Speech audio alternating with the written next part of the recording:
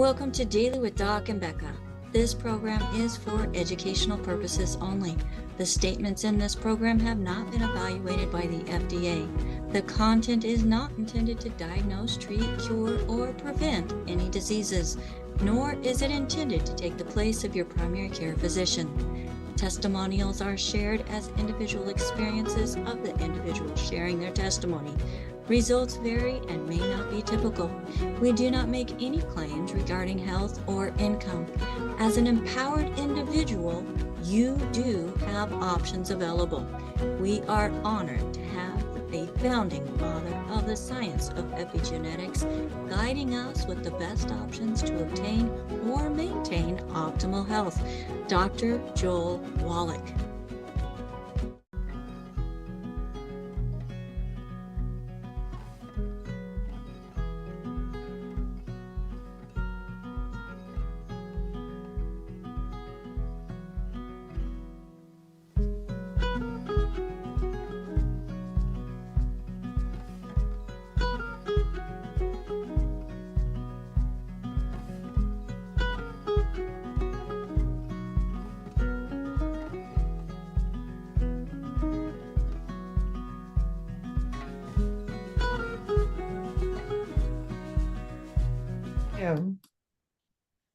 Hello, everybody. Welcome to Daily with Doc. My name is Becca Dukes, your hostess of this program. I am also a certified naturopathic practitioner, certified holistic health coach, and the director of student services for the Institute of Holistic Health. And it is my joy to have you here with us today, as we are honored to be joined by our mentor, a favorite guest on this program.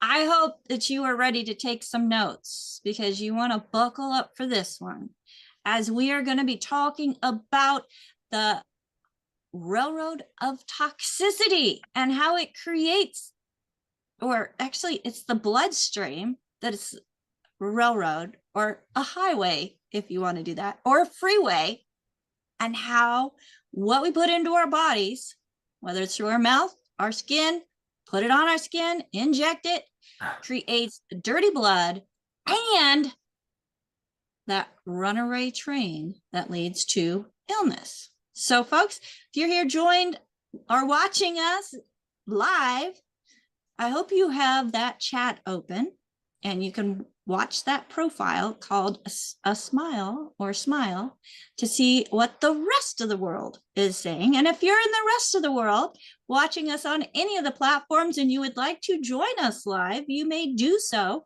by going to zoom.dailywithdoc.com Wednesday, Thursday, or Friday from 12 to 1 p.m. Pacific, 1 to 2 Mountain, 2 to 3 Central, 3 to 4 Eastern.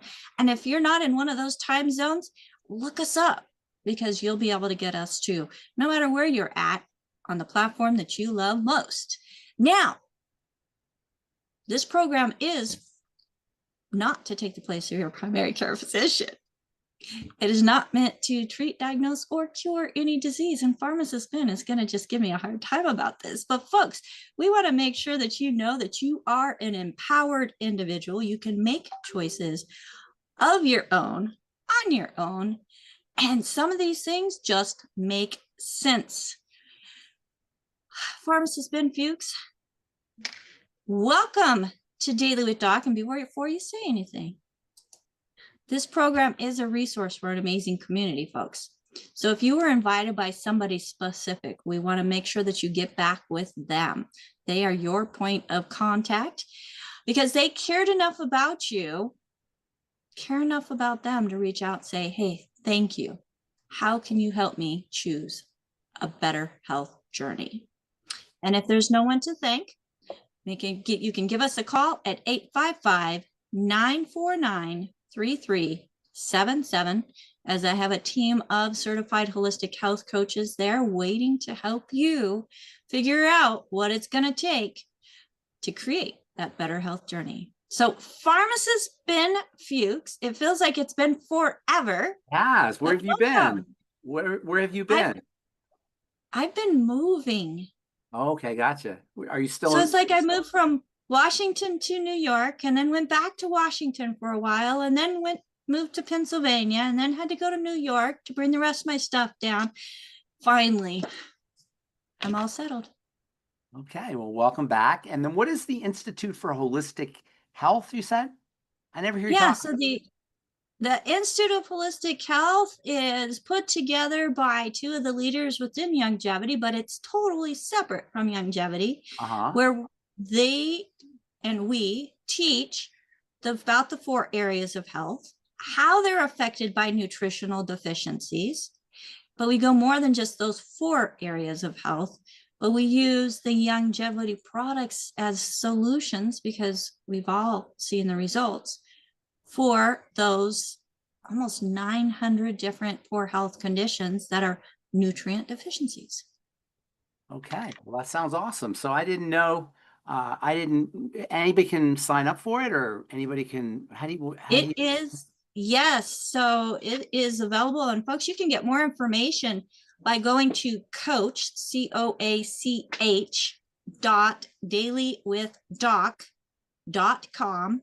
Get more information about the Certified Holistic Health Coach course program.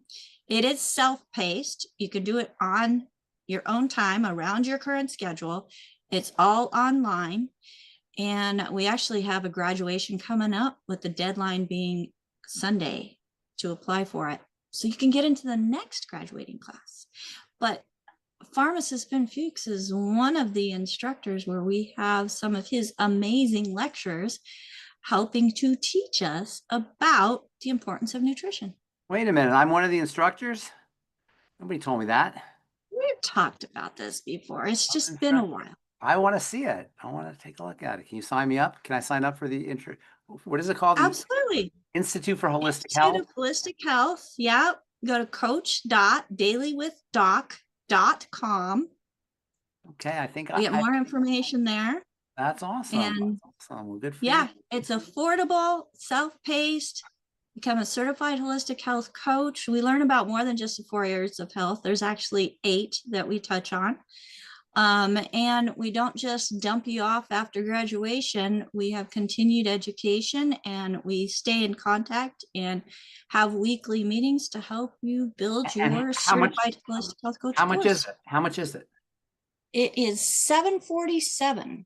Okay. $747, and there are payment plans. Okay, well, I want to talk to you about that because I think we got some stuff we could do with that. I didn't know any of that stuff. So Fantastic. thank you so much for what you're doing, and thank you for the introduction on the highway or the Railroad of Health. Do you know what a first principle is? Do you ever hear the concept of first principles? No, please tell me. First principle is like an axiom. Whenever you're trying, it's a problem-solving strategy. Whenever you're trying to solve a problem, you start off with a first principle. So, okay, in terms of healing and health, the first principle is, or a first principle is, where you see the problem is not where the problem is, or not where the problem begins. And that's very important to recognize because almost always, in fact, we're guilty of this because we take these calls. Oh, I have my eye, I got glaucoma, and I got double vision, and I got, bad heart, I'm tired, that and the other.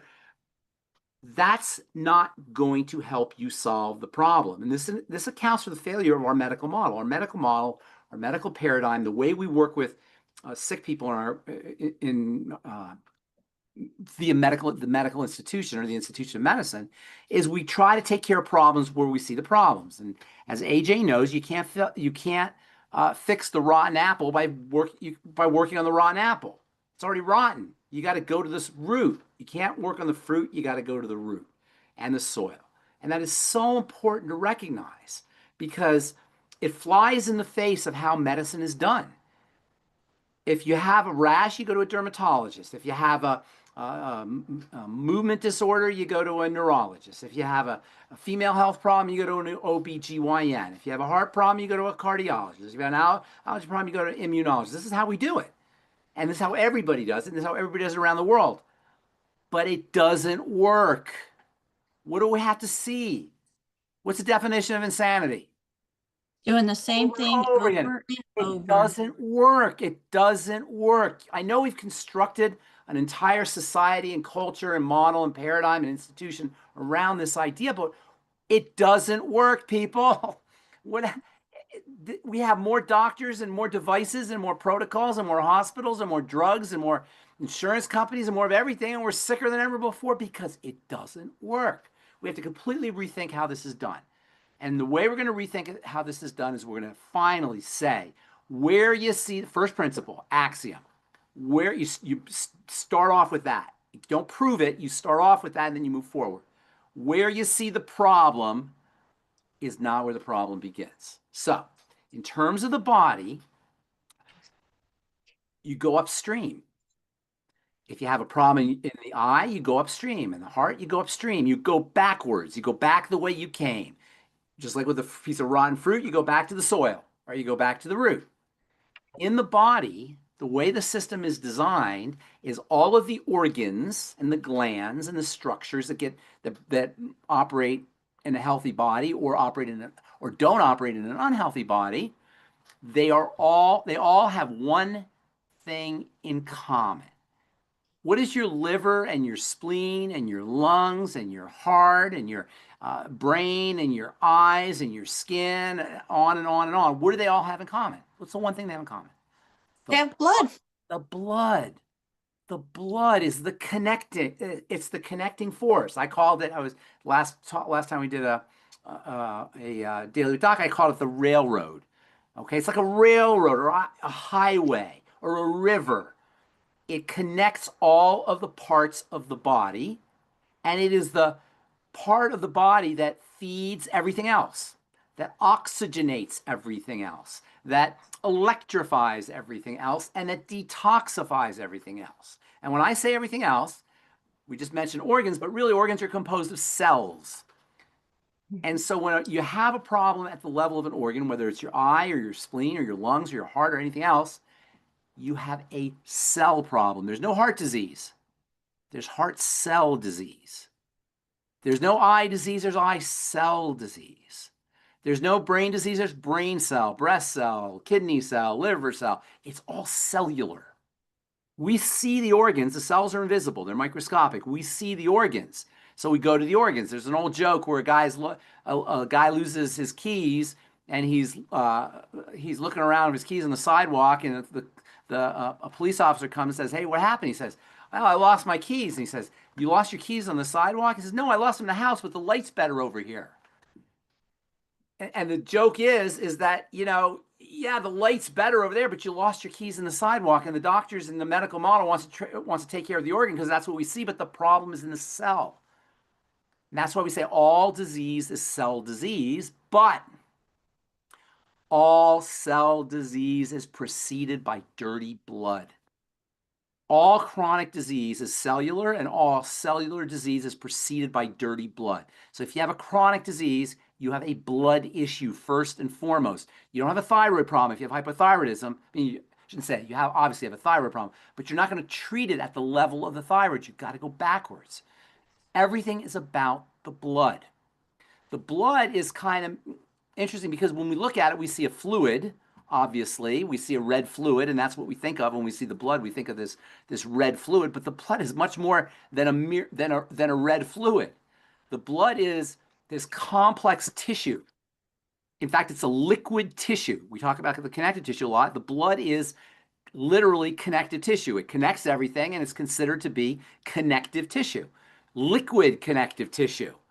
And there's 60,000 miles of blood vessels in the body. If you could peel back the layers of your skin and shrink yourself down to the size of a cell, you would enter into this labyrinth, this maze of rivers and highways and tributaries and creeks and all of these bodies of water, if you will, that are twisting and flowing and branching. These are your blood vessels. They call them vessels. They're literally liquid carrying vessels. And it's not just plumbing.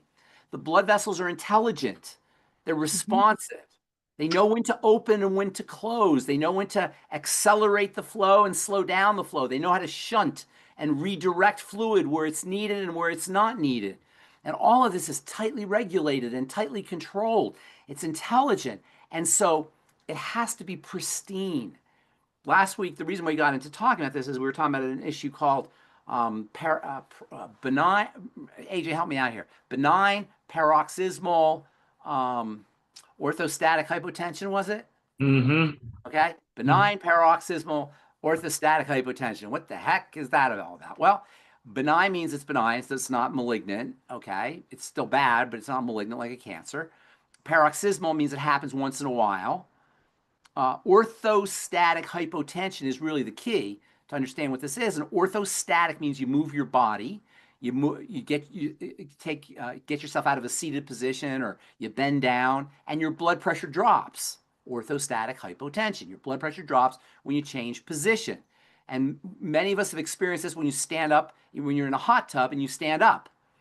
When you're in a hot tub and you stand up, or a bath, something warm and you stand up, or sauna and you stand up and you're warm, you can get dizzy. That's because your blood pressure drops when you're in warm water. And if it doesn't adjust quickly enough, you'll get dizzy because you won't have enough blood going to your head. Most of the time, when we go like this, or like this, or like turn our head, or bend down, a whole series of biochemical reactions are occurring in the blood vessels that are closing and opening in certain areas and redirecting blood flow in certain areas to make sure we get blood to all of our organs. But if that system gets disturbed, blood flow doesn't go to all our organs, and doesn't go to the brain, you'll get dizzy. That's called orthostatic hypotension.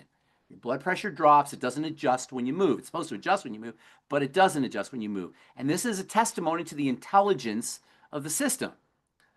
So the blood and the blood vessels in the circulatory system are not just a liquid that's flowing around your body. It's a highly intelligent, highly complex, tightly regulated organ, tissue, system. And it's filled with substance. The blood is filled with stuff. It's like probably 45% solid material, 55% liquid, and 45% solid material in the blood. Every drop of blood has got cells in it. Red blood cells, white blood cells, little pieces of red blood cells called platelets. And then it's got a watery substance. They call that plasma. And the plasma is packed with electrolytes and vitamins and ions and proteins that clot the blood, and immune proteins and iron-carrying proteins. And there's glucose and amino acids and fatty acids and all kinds of, there's oxygen in the blood, and there's carbon dioxide in the blood, and there's waste products like creatinine and ammonia and lactic acid. It's packed, absolutely packed with substances.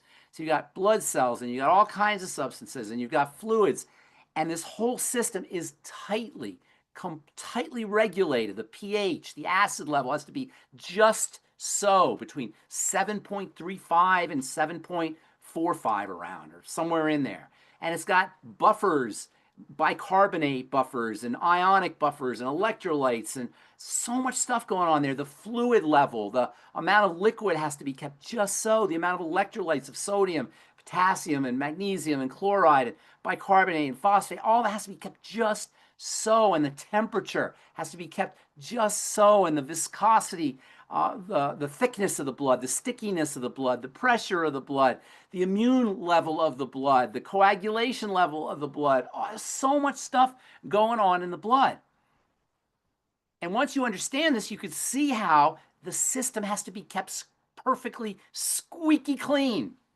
There can't be any disturbances in there. But we got a problem, because we got to eat.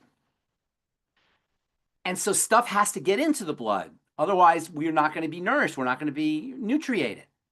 So a system is created where we eat food, the food gets digested and gets processed in the stomach, and then it goes into the intestine, small intestine.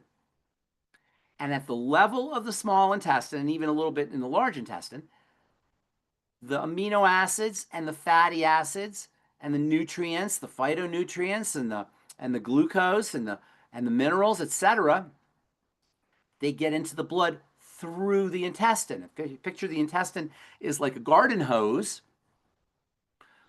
On the other side of the garden hose, you got blood. So all the stuff that you eat gets mashed up and digested. It goes into the intestine. And then from the intestine, it has to cross over through the garden hose into the bloodstream. So you got a hose or a tube, that's your intestine. The other side of the tube or the outside of the tube, you have your blood. And the wall of the intestine, the wall of the garden hose, is like a boundary or like a barrier between the blood and the inside of the intestine. Are you with me? Is it making sense? I'm looking at you, Rebecca, because I can't see anybody. So it makes sense? Okay? So, and this is very important because at this juncture is where it all goes awry.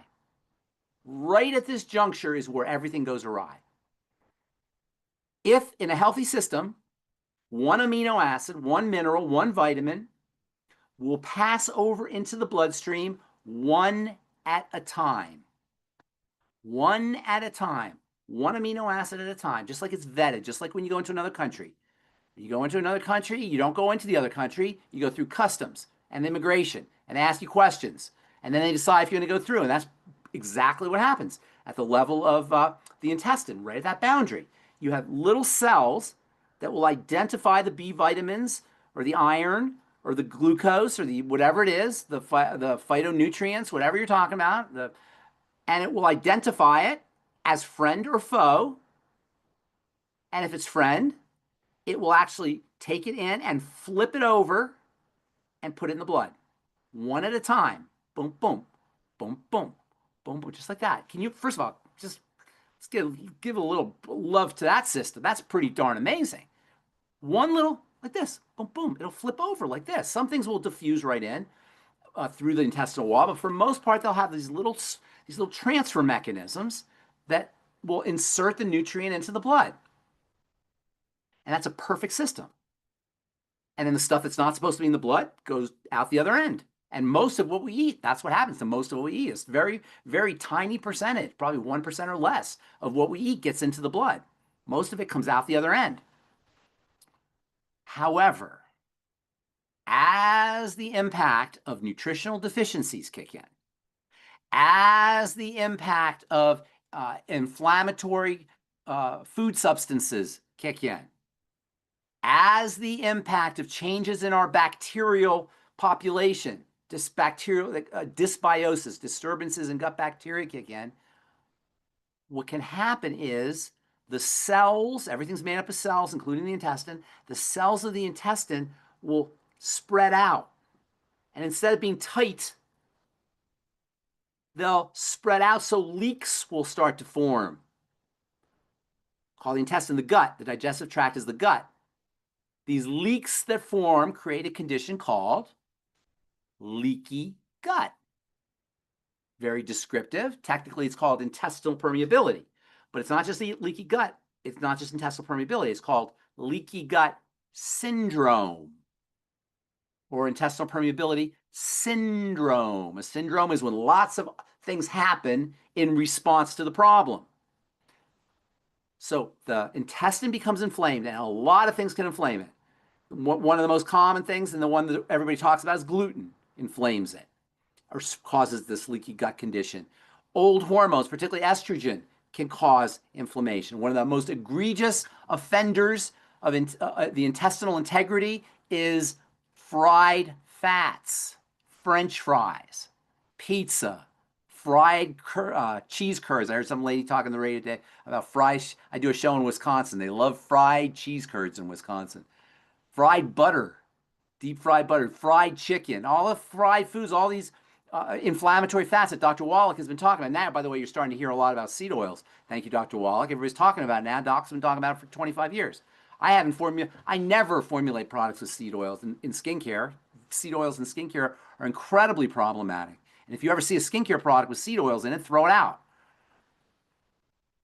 At the level of the intestine, seed oils are another culprit, like gluten, causing this inflammatory reaction in the garden hose wall or the intestine. All of this stuff leads to a condition where things sneak in to the country. We have this whole problem with people sneaking into the country now. That's what happens in the gut. Things sneak into the bloodstream. Now, when things sneak into the bloodstream, we just talked about how pristine the blood has to be. There's so much going on in there. Everything has to be kept just so. Now you've got a condition where food particles are getting into the bloodstream, including gluten, among other things. Food particles. You have food particles in this beautiful, pristine system that is so tightly regulated. Has to have just the right temperature, pH, viscosity, nutrient level, gas level. Everything has to be just so. And now you got food getting in there, little pieces of hamburger getting in there, little pieces of bread getting in there. And I would say little pieces, I'm not microscopic, but nonetheless, they're there. Not only that, but remember the intestine stores bacteria, which is great for the intestine. Those bacteria are supposed to stay into the intestine. They're not supposed to get anywhere else. But once you have the leaks, now not only can bacteria, but particles of bacteria, especially particles from the outside of bacteria, which are major immune activators. They call them LPSs, lipopolysaccharides, LPSs. They, from their little parts of the bacterial walls, they get into the intestine. Immune chemicals, activating chemicals, I'm sorry, they get into the blood, not the intestine. Immune activating chemicals can get into the blood. Secretions from bacteria can get into the blood. Now you've got this blood that is so beautiful, has just the right balance of things, has just the right amount of proteins and fats and iron and immune factors and all the stuff that we just talked about. It has to be just kept so. And now you got a whole bunch of dirt coming in there. I remember when I was growing up, they used to have, they probably still do, in Ohio, they used to have sewage pipes sending factory waste into the Lake Cayuga and into the Great Lakes, and they caught fire. Do you guys remember when the Erie, I think it was Lake Erie, caught fire because toxins were being spewed into the water supply? That's essentially what happens to the blood. You've got stuff spewing into the blood. You can't help but have a problem at that point. Now, luckily, the blood and the body have mechanisms for dealing with emergencies. And one of the mechanisms for dealing with toxicity in the blood is the blood will start to slow down. It will start to become sticky and sludgy. The stickiness and the sludginess of the blood is a protective mechanism. It keeps all that dirt from floating around. Remember, the blood's going everywhere. You can't have the food particles and the bacterial particles and the bacterial secretions and the immune cells going all over the body. So the body has a mechanism for slowing that the delivery or the circulation of all that stuff, and it will thicken the blood. And the blood becomes thick. This thickened blood now deprives all the organs of oxygen and nutrition and detoxification, electricity, because now the nutrients aren't being delivered appropriately. Everything's slowing down. To compound the problem, all of the toxicity that's in the blood can irritate, and this includes sugar, by the way, which is a major toxin to the blood. That's why it has to be removed quickly. All the toxins and the immune cells, the LPSs and the sugar, can irritate the outside part or the inside part of the blood vessels. So as the blood is circulating through, one of the ways the body will protect itself is by slowing things down, making the blood stickier and sludgier so it doesn't move around as much.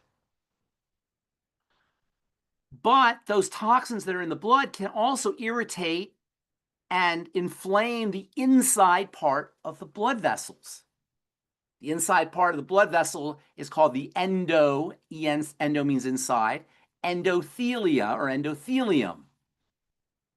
And so now you have endothelial disruption or endothelial inflammation or endothelial death. And the endothelia will start to release inflammatory factors.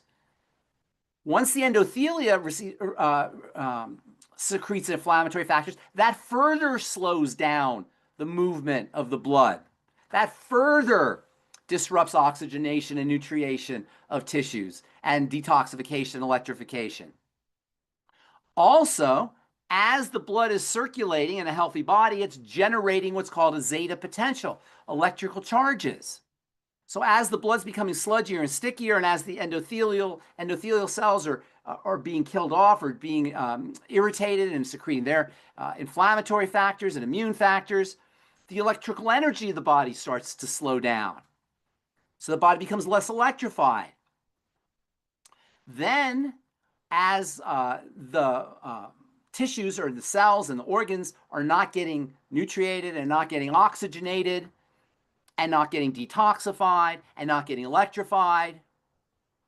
The body has a mechanism for making sure more blood gets to the organs. In other words, the organs scream, "Hey, we need oxygen here. We don't have any oxygen. We don't have any nutrition. We're swimming in our own ways. We got an emergency." So what do you think the body does? The body's brilliant. The body's been around for millions of years. It's brilliant. You know what it does? It sends an emergency signal to the brain. And the brain in turn sends an emergency signal to the organs that control the blood pressure, the adrenal glands and the kidneys. And guess what happens? It turns up the pressure. That's called hypertension, high blood pressure.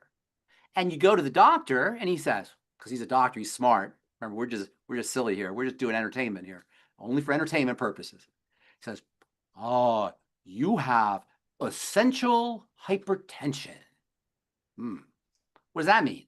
What does essential mean? Essential means, we don't know. It's just there. It's just part of you.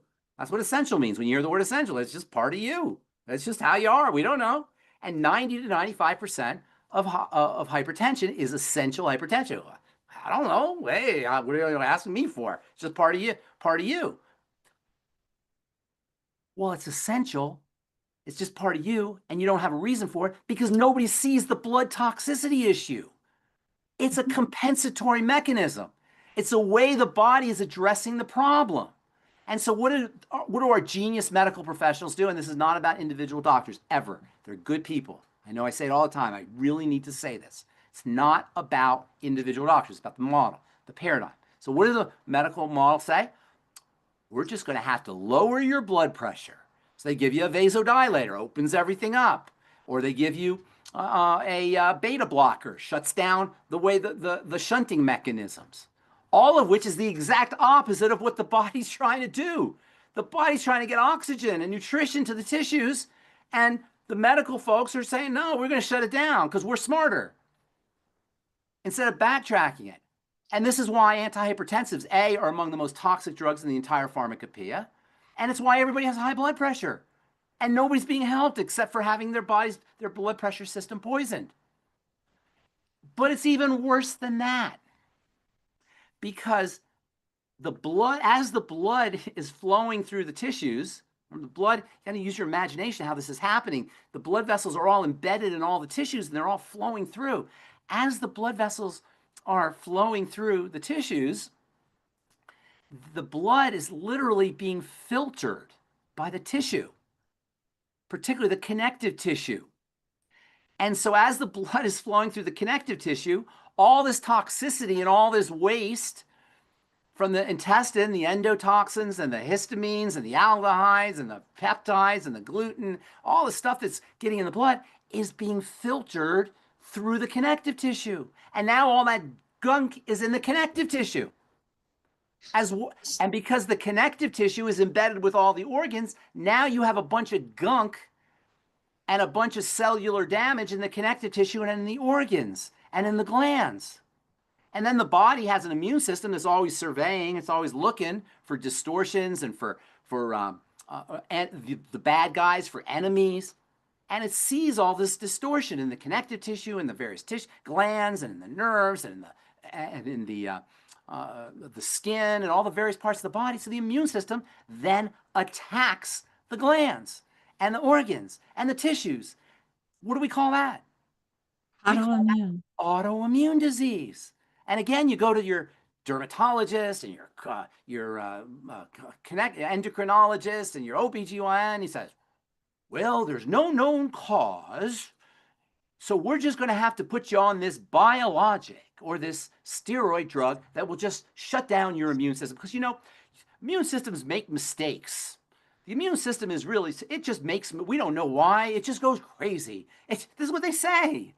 This is what they tell you. The immune system just goes crazy. It's just stupid because the body's stupid. It makes mistakes. It's just absurdity. In philosophy, there's a concept called absurdio ad reductum. When you try to make a point, you make the most absurd case possible. This is what this is. This is the most absurd case possible. And yet, when we're sick, we'll still go. when we have a problem with our blood or a problem with our organs or a problem with our thyroid or our eyes, we'll still go to the doctor. He won't do anything. He'll tell you he can't do anything. He'll tell you he wants to see you in 6 months, but he still can't do anything. And we'll keep No. doing it. It's craziness. But if you understand what I just said, and it's not complicated. Did I say anything complicated here? It's not complicated. It's very simple. It's just plumbing. If you can understand what I just said, now you know how the whole thing works. You're smarter than your doctor. Tell them what I just said. I hate that I have to talk to people who agree with me all the time. I want to talk to doctors. Bring your doctors on the call. And what you do is you backtrack. And that's why you always start at the intestine. Not because I'm Mr. Food Guy. I'm not Mr. Food Guy. You have to start at the intestine because that's where the blood becomes sludgy and toxic. That's where the hypertension starts. That's where the autoimmunity starts. That's where all of the diseases that we have start because the blood is distributing the oxygen, the nutrition, and the electricity and detoxifying.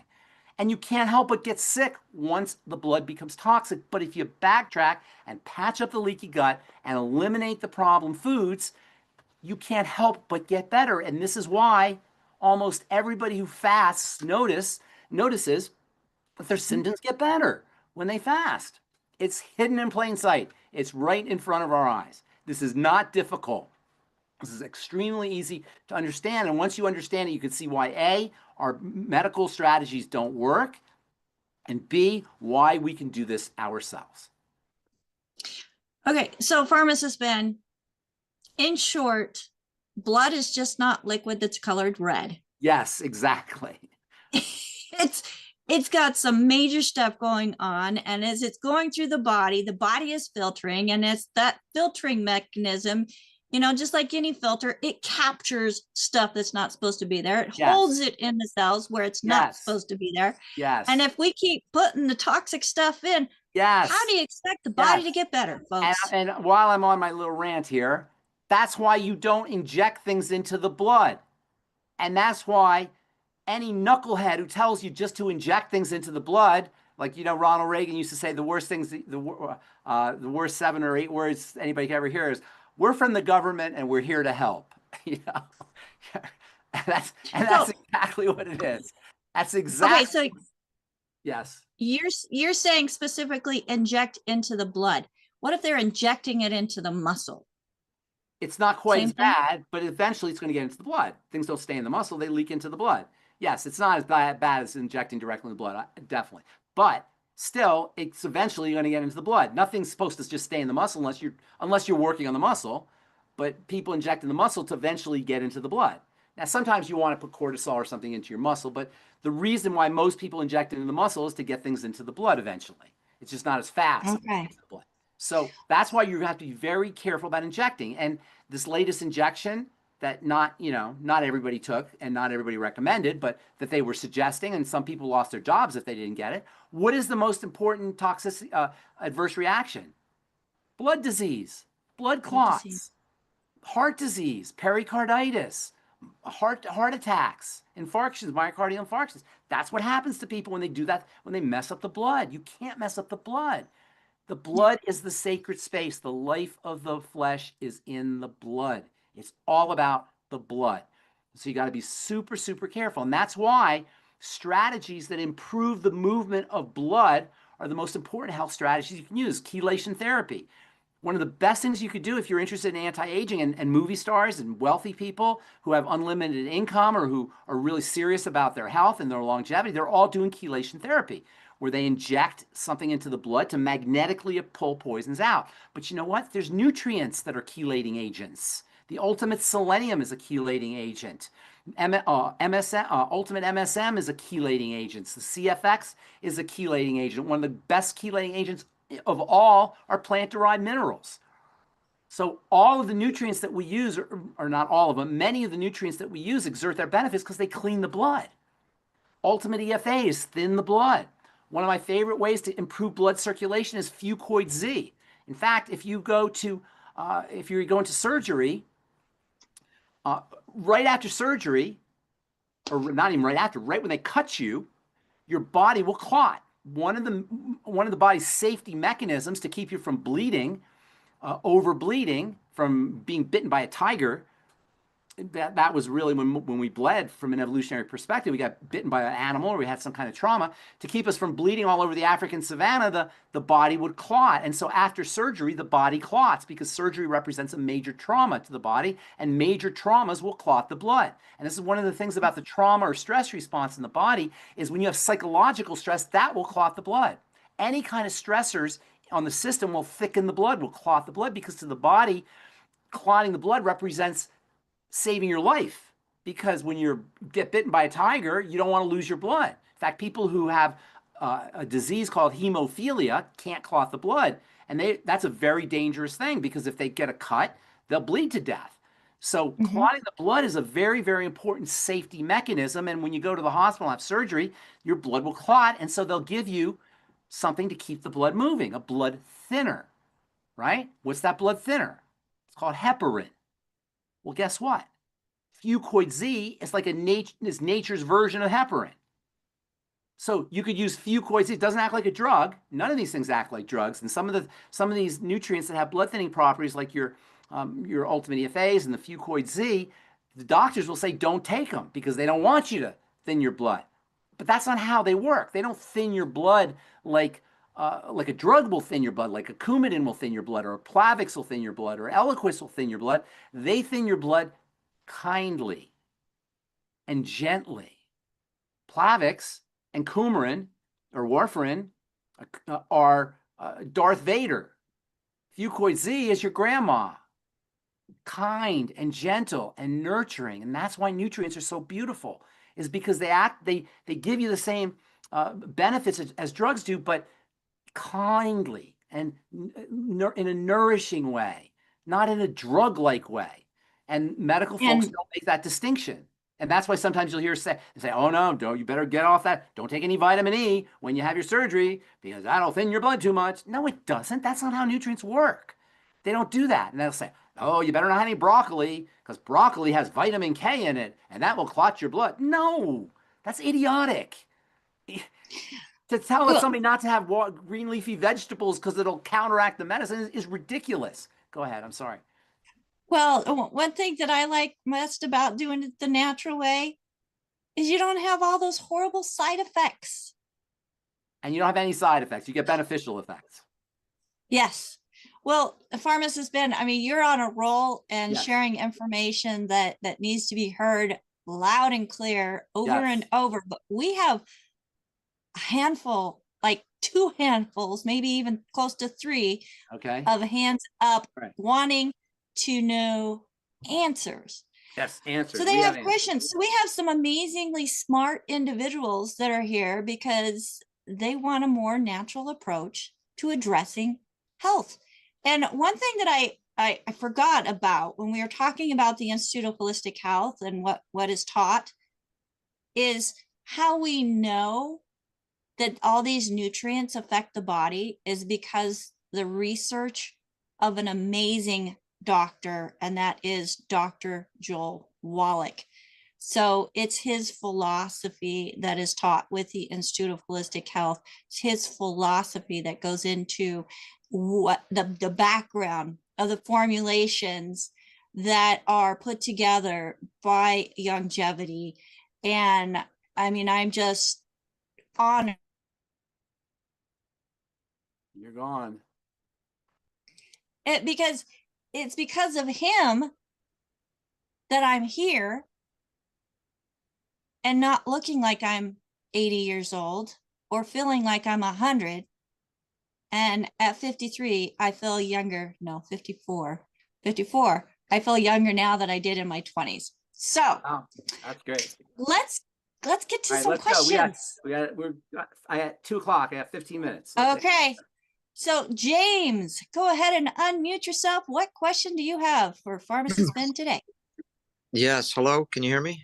I hear you. Yes, sir. Okay. Thank you for taking my call, Ben. I called last week. I was the gentleman who had the issue with the tricep and had some the sore tricep. Triceps. Okay, gotcha. Weightlifting. Okay. And then I had allergy symptoms. So I wrote down some other symptoms. You asked me to do that. So remind me of the whole situation though.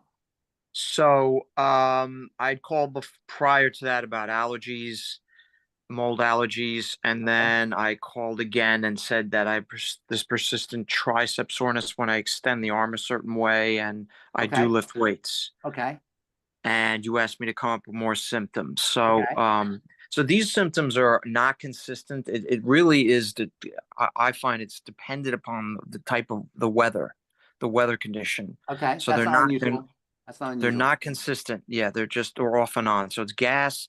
Um, in a highly air conditioned room or in the wintertime, I get cold hands. Okay. Dry sinus, water or wax in the ears. Okay. Not always successfully sleeping through the night. Okay. Maybe, These are all yeah, these are all very interesting symptoms, but I want more fundamental ones. For example, digestion first and foremost. That's always the first, as we just talked about. What's going on there? that's fine. It's just the like I said, the occasional gas. Other than What's that, I can't. backtrack it, and then the two things always the two major points, and this goes back to our triangle of disease. The two major points of bodily breakdown, and I reduce it to the plane of disease. The two major points. There is a third point, but we'll just talk about the two. Is the digestive system and the blood sugar system. So Mhm. I'm thinking that you're missing something digestive wise, but let's move on into the blood sugar system. Okay, Are you noticing any signs of insulin resistance? How old are you, by the way? 52. Okay. Do you know what have you heard of the term insulin resistance? No. Okay. So are you as we age, and if you're enjoying the standard American diet and you're a standard American, what typically happens as we get older is our body starts to there's disruptions in how the body handles sugar. And these disruptions are not measured by the doctor in many ways. The doctors check our sugar, but they don't check the hormone that's responsible for how the sugar is handled, which is insulin. So over time, we will become what's called insulin resistant because our body stops listening to insulin. One of the ways the body adjusts itself is when something happens over and over and over again, it kind of turns down the dial. It doesn't pay attention anymore. And when it happens with insulin, we become resistant to insulin. And the signs of insulin resistance are there's a lot of signs, but the most important sign of insulin resistance is belly fat. And that's why it's very rare, almost impossible, really, but at least very rare to see people who have this wear the same pant size when they were in high school as when they're 40 or 50 or 60. And we just assume that that's a normal thing. It's not. It's a sign of insulin resistance. The reason these 2 points are important is for a couple of reasons. First of all, because these are really these are the 2 points where everything begins. But the second point is because these represent control areas for us, leverage areas for us. There's nothing anybody can do for your tricep. There's nothing anybody can do for your sleep. You said anxiety. Did I hear you say anxiety, or you said sleep issues? No, no. Okay, so Just sleep, yes. just the sleep. So there's nothing anybody can do for sleep. Aside from drugging you, but there's nothing anybody can do to adjust the metabolism, adjust your, create a metabolic change that will help you fall asleep. You can take melatonin and you can take sleeping pills, etc. But if there's a metabolic issue, which we have to assume there is, that means we'll say chemistry issue, which means a blood issue. We have to work at that level. And so I'm sure you heard everything I just said. The first 40 minutes of this talk or this call, it's all about the blood. And if it's all about the blood, that means you have to get into the bloodstream. And the two main ways to get into the bloodstream are through food and through sugar. Of course, sugar is a type of food. So I would recommend you say that you haven't done anything with food, but unless you're dealing strictly psychologically, there has to be, just as a first principle. The second issue is going to be the sugar, and that means sweeties, etc. Now, I'm guessing you're 52, or you're 50, you said 50, 52, I forgot what you said. I'm guessing that you have some abdominal fat. You can assume that abdominal fat is not just because you're eating wrong, but because your body's not handling sugar as well as it did when you were 18 years old or a kid, a teenager. And that's just normal. That's what happens. So I would be working on insulin resistance and blood sugar secondly. Now, I didn't mention this, but there's a third place where you can get into the blood, and that's oxygen. In fact, that's the fastest way to get into the blood, even faster than food, is through oxygenation, and that's where slow, deep, rhythmic breathing comes in. And that's another strategy that you could do. all of your symptoms, and I forgive me, all I remember was the triceps and the sleep issue. What was the other one you said? There were a couple other ones that you said. Cold hands Cold in the hands, winter, cold or hands, and what was the other one? haircut, dry sinus, Dry wax in sinus. the ears, itchy Okay. skin sometimes, Okay. fatigue sometimes. Okay. All of those are secondary symptoms, and there Okay. is zero that you could do about them. Zero. And that's so important, James, because you're going to go to the doctor and he's going to give you something for your sinuses. He's going to give you something for your sleep. He's going to give you something for your fatigue. He's going to give you something for your dry skin. He's going to give you something for everything that he sees, but that's not where the problem is. The problem is in the soil and the root. You're giving me a list of secondary symptoms, and secondary symptoms, or as we say in the business, sequelae, sequels, cannot be addressed on their own any more than you can take care of a fruit, a rotten apple when it's on the tree. You got to go back to the soil and the roots, and that is in the intestine and in the blood. And that's where I'd be working. Intestine means patch up a leaky gut. Now, you said you don't have any food issues. I'm guessing, and I don't want to, dispute your experience because you're you, and I'm only talking to you on the computer or on Zoom. But it's really difficult to have any of those symptoms unless they're strictly psychological, without having some kind of leaky gut issues, stuff getting into the blood, or maybe if you're injecting, and I don't think you don't sound like you're injecting things through your blood. No. So I would guess that that's not the case. And then also metabolic blood sugar. Now, what's your height to weight? About 6 feet, 150. And then what is have you had your blood pressure checked, or do you know what it is? No.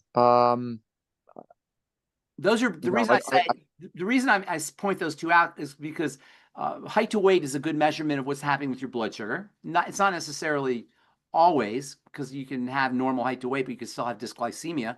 And then hypertension is a good way of seeing if there's any inflammation going on. And I would guess that there's some kind of inflammatory issue secondary to blood and to leaky gut and to dysglycemia. So what I would do if I were you, and you're taking the Healthy Start Pack and all the basic supplements, right? Yeah, been taking All right, it for like good, 12 years. good. So that's perfect. What I would do if I were you is have you fasted yet? I I no longer eat breakfast. I eat two Have meals a you day. fasted for a full day? Mm, Try fasting for a full day right. and see if you notice anything. And if you could do 2 days, it's even better, but that's really hard. Even one day is hard. But if you can Okay. do 1 or 2 days, see if you notice anything. Okay. And after fasting, your intermittent fasting is great, by the way. After you come back from your fast, calorie restriction. At the very least, what calorie restriction will do, as long as you're nutriated, you don't want to be malnourished, but calorie restriction, it will uh, reserve nutrients for other functions. It takes nutrients to digest your food, but if you're going calorie restriction, as long as you keeping your nutrition optimal, they call that the Cron diet, calorie restriction optimal nutrition, you'll be conserving nutrients for energy, for muscle building, for relaxation, all of the things that you want to treat. Now, dryness of the skin tells me that there's something going on, malabsorption issues going on, and dryness of the sinuses tell me there's some malabsorption issues going on. All this is going to imply leaky gut. And it's really hard for me to imagine that's not the case. So why don't you do this, James? Assume you have a leaky gut and treat yourself like that and see what happens. And I didn't mention this, but some of the ways that you can patch up a gut. Obviously, the best way to treat a leaky gut is to avoid the things that inflame the gut. But there are things you could do to patch the gut up. FucoidZ will patch the gut up. Collagen peptides will patch the gut up. Your ultimate EFAs will patch the gut up. And the Healthy Bone and Joint Pack will also patch the gut up. And then also, if you're not doing probiotics, the Nightly Essence, you might want to try the Nightly Essence, and that will help. That has anti-inflammatory benefits for the gut as well. There's also a supplement called butyric acid, BUTYRIC, which you can support through the ketogenic diet and through fasting. Also, probiotics will help improve the secretion of butyric acid. Butyric acid is responsible for calming the brain down. So for folks who are dealing with insomnia or anxiety, that can be beneficial. And butyric acid is also anti-inflammatory. And in fact, for bodybuilders and weightlifters, they will actually take something called, you may have heard of this, called HMB, hydroxymethylbutyrate. Have you heard of this, James? It's a bodybuilding supplement, and that is a derivative of butyric acid. And then another derivative of butyric acid also has bodybuilding benefits and weightlifting benefits, and that's called GABA. If you do have issues, which I suspect you do, at the level of the intestine, this dysbiosis may be affecting, or disturbances of gut bacteria may be affecting your butyric acid, and that can also be a problem. So you might want to consider supplementing with the nightly essence, which will help improve butyric acid levels, and then you might even want to consider getting butyric acid supplements. Okay. Thank Okay? you. Okay, thank you. One quick question. What would you recommend natural sugars? Like what would be the limit per day of As a sweetener, you mean? No, just like natural sugars from fruits, vegetables. You talk for energy or to sweeten foods, or what do you mean? As far as like a limit, the sugar limit per There's day. there's no way to assess the limit, but the less you do, the better off you'll be. But I don't really know where a cutoff point would be. But the less you do, the better off you are. And then if you do sugar, try to keep fiber with your sugar, and that'll like kind of slow down the release of the sugar and make it easier on your blood, rather than getting a big dose of sugar like with a soda pop or fruit juice or something like that. All right. Thank you so much, James. Great question. And Pharmacist Ben, we've got 10 hands up. I know, that's why we do our calls on Mondays. But yes, go. Let's see. I can't get 10 calls, obviously, but I can get one. No. Let's go to Marilyn. Marilyn, what questions are you bringing in today? Okay, Ben. A big craze right now is everyone's drinking electrolyzed water. Okay. They want to increase their hydrogen. So instead of H2O, they get H3O2. Now, when they separate the hydrogen and oxygen, does this increase antioxidant activity in the body? Hydrogen is an antioxidant, yes. Molecular, I think you're talking about molecular hydrogen. And yes, that is, yes, right. That is a very powerful antioxidant. But, there's lots of antioxidants. That is a powerful antioxidant, absolutely. Yeah, so this would be very beneficial to do that. I don't know about very beneficial, but it is going to hurt you. Okay, thank you. Okay, got one more? All right. And let's go over to Bill. Bill, go ahead and unmute yourself. Thank you, Ben. Wanted to ask, as of last week, building up my microbiome and gut, why do you prefer the FucoidZ versus the Z radical? Because the Z radical has the active ingredient FucoidZ is called fucoidin, and the FucoidZ is a much bigger dose of fucoidin. Okay. The Z radical is a tasty drink.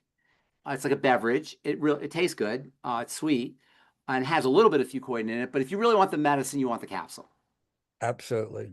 The drink is cute. The drink's nice for kids and for, if you want a little beverage. But if you really want the medicine, you want the concentrated fucoidin. You will probably want like a lot of it, 4 capsules, 8 capsules kind of thing. Now you're saying capsules. Doesn't that also come in a powder form? Yes, it does come in a powder form. I think it does. Rebecca? I'm pretty sure. The Z radical. Yeah, Z radical comes in liquid or powder. You do have the natural sugars that occur there to make it taste good. But I like the FucoidZ, as Ben is mentioning as well. Will do. Also, on another online so-called nutritionist doctor is recommending berries instead of bananas in your protein drinks, which I'm doing the TMR. Yeah, bananas are great. You don't need a whole banana though. Bananas are super sweet, and berries are awesome. Berries are awesome. You got to be a little bit careful with berries because the skin on the berry is very thin. So if it's not organic, you're going to get pesticide and chemicals going into the berry, even as the berry's growing on the plant. So berries got to be a little bit careful. You got to make sure they're super, super clean. And you don't have that problem with bananas, but berries are unbelievably good for you. And previously I was using the Costco frozen berry mix with the 3 berries. I would suggest organic, but berries are great. There's no getting around. Berries are super, they're superfoods. Bananas aren't necessarily superfood. Go ahead. I'm sorry. No, the antioxidant. Yes, the antioxidants are very helpful for neurology, for the brain, for the skin. They're just great, wonderful powerhouse foods, and in fact, they are considered to be superfoods. And thank you for your healing words. Oh, thank you. I appreciate that. Thank you, Bill. Thank you. Now, Pharmacist Ben, it's 4 o'clock. I I gotta know go. I'm Phyllis late. had some questions We'll be on from Monday. YouTube. I'm not going anywhere. Monday. Okay. Is it We Monday, have right? Pharmacist Right, Ben AJ? bites. Monday. Yeah, but people have to show up, and it's 9 o'clock this Monday, right? Yeah, we can do earlier because I'm not on in Australia this Well, week. that's 10 o'clock. 10 o'clock I can is do 7. I can do 7 or 9. 9 East Coast. 7 your time, Yep, 9 your time. 9 my time. Yep. Okay, then what about 7 my time? Did you just say that also? 7 your time would be fine. I could do that probably. You want to do that? Is that Can easier? we go a little longer, or you have a short? No, I got to do a radio show at 6. Uh-huh. So if So we do how- 5 my time, I could do 5 to 6, and then I got to jump on with my other show. How about All after over the your radio? place. How All about over. after your radio show? So let's do it 9 p.m. Eastern. 9, I can go longer. Yeah, let's do 9 p.m. Eastern. All right. And thank you, folks- AJ. Thanks for doing hopefully- all that. Hopefully you folks can show up and ask these questions. Yes. And listen, props to Phyllis and Albert and Bill and AJ and Ruth Ellen and Marilyn, Coach Rod, Albert. You guys are awesome. You're doing this every day. It's unbelievable how you do this every day. Thank you so much for everybody. And Becca, call me. I want to talk to you about the class, about the school. You got it. You got it. Well, thank you, Pharmacist Ben, for helping us help others get the information that they need in order to make better decisions about their own health. All We right. greatly appreciate you. And you are my favorite pharmacist. All right. All right. Okay. I love it. All right. Bye, everybody. All right. Thank you, Pharmacist Ben. Let's give it up for Pharmacist Ben Fuchs, everybody. Thank you so much for joining us here today on Pharmacist Fridays on Daily with Doc and Becca. Again, if you want more information about how you can get involved, be part of the solution, folks, as that's what we are doing. We are sharing solutions with others. Through the Institute of Holistic Health, we are teaching what those solutions are. And folks, when there's almost 900 or over 900 different poor health conditions that are specifically nutrient deficiencies, think of the greatness you can do just by helping somebody get on a program that's absorbable and more complete.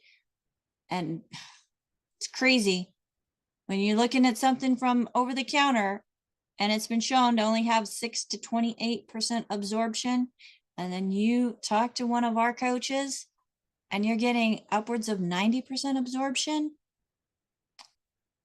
It does the body good, folks. I'm living proof of it. And so are the individuals that are on the screen with me today. So I just couldn't do this program without my team, which filled in for me as I was not able to be here with you. I want to start with AJ, who's usually last. AJ is our director of digital marketing, helping us get out on all the different platforms and making sure that if you're part of our newsletter subscriber base, you get a newsletter that tells you about what's going on and when our shows are happening and replays of the shows. So make sure that you go over to dailywithdoc.com, sign up for that newsletter so that you can see what AJ does, in addition to being the force behind us being on all the different platforms. Thank you, AJ. We also have Ruth Ellen, my executive production manager, who is keeping us all in track. And folks, we're kind of like cats sometimes, or maybe we should just say ducks, because they're even harder to herd. As we are getting ready for the show, making sure that everything is in place, she is taking the Zoom, taking the video, putting it together with the graphics, and then pushing it out onto the different platforms, which is what you see when you are watching one of our replays, whether it's on YouTube, Rumble, Vimeo. I should not have even started that because there's too many for me to remember. So thank you so much, Ruth Ellen, for all that you do. And we have Marilyn. And folks, if you're here live with us, like I said, Wednesday, Thursday, Friday, from 12 to 1 p.m. Pacific time, you can see the hard work of Marilyn and Phyllis, who did have to go, as they are putting information into the chat. Marilyn does amazing dictation of what is being spoken and putting it into black and white text so you can take pictures of it or help you take notes. Thank you so much, Marilyn. And way down in South Africa, we have Albert joining us as he is letting people into the Zoom so that they can see the program live. Thank you so much, Albert, for doing that, as we want to make sure that this is a safe place for everyone. And with that, we do have a waiting room and we do ask questions if you look like a sketchy character. But we love you all. So just remember that you don't have to be sketchy to be loved or get attention. And we have Rod, who is joining us, who's been coaching people forever, been active in sports, and just likes to love on people and help them also find a better health journey. He's out on the different platforms, helping to keep an eye on things as well. So thank you so much, Rod, for all that you do. And folks, my name is Becca Dukes, and it is my honor and privilege. I'm not done yet, AJ. Did I miss somebody? Phyllis. Phyllis is here. She was not showing on my screen. I thought she had to leave early. Phyllis, forgive me, please. As Phyllis is one of my earliest mentors, her and her husband, Andy, as I came into the Longevity family, they welcomed me with open arms, and just beautiful people, absolutely beautiful people who were very instrumental in getting our own Dr. Wallach on the airwaves in the beginning.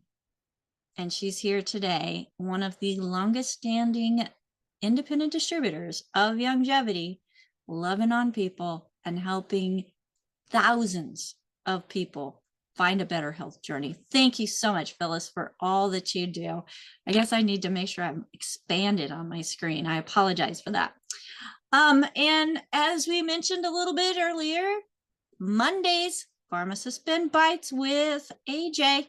And AJ, tell us how people can join in and be involved with that. They can go to youtube.dailywithdoc.com or rumble.dailywithdoc.com or x.dailywithdoc.com or facebook.dailywithdoc.com, and they can enter their questions in, and our team will bring the questions in. And if you want to come on the screen, we'll put a link, and then you can ask your question directly to Ben.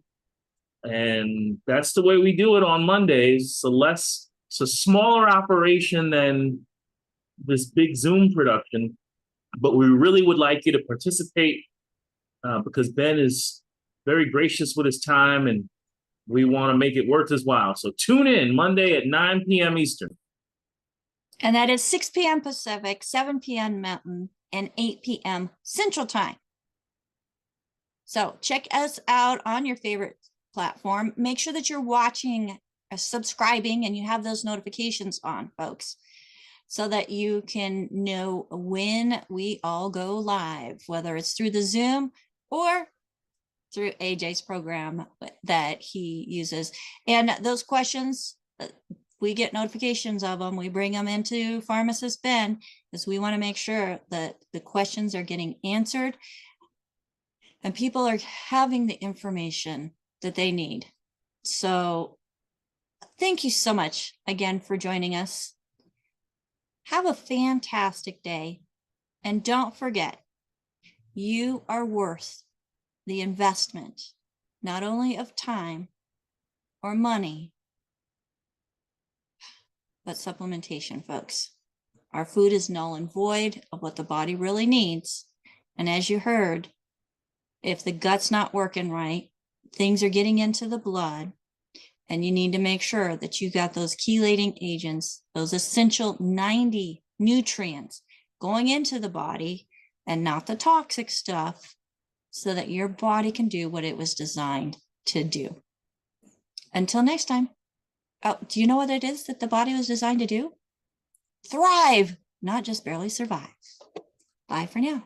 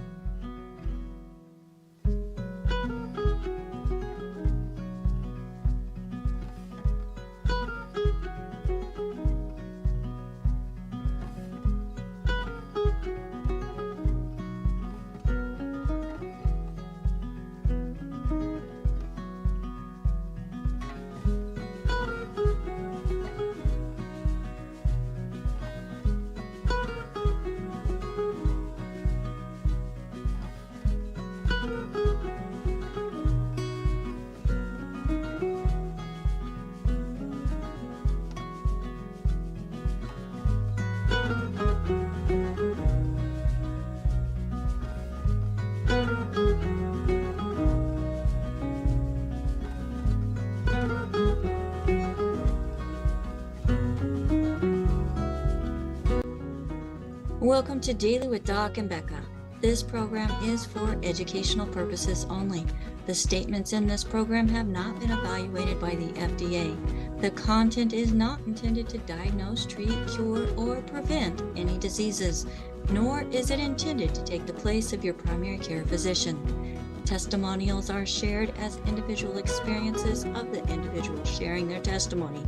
Results vary and may not be typical. We do not make any claims regarding health or income. As an empowered individual, you do have options available.